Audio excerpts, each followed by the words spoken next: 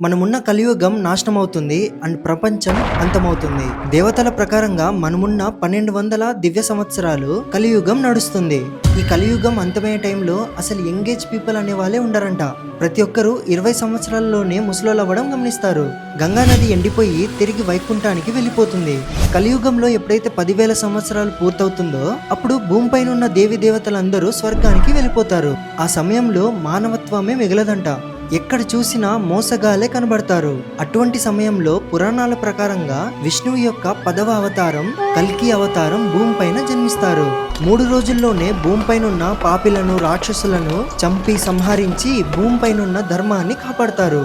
ఆ తర్వాత భూమిపైన కంటిన్యూగా 12 సంవత్సరాలు వర్షాలు పడుతూనే ఉంటాయి. అలా భూమి మొత్తం నీళ్లతో నిండిపోతుంది. అప్పుడు 12 సూర్యుల ఎండ భూమిపైన పడి మొత్తం వాటర్ ఎండిపోయి అప్పుడు ఒక కొత్త భూమి, ఒక కొత్త యుగం మొదలవుతుంది. ఆ యుగాన్ని మనం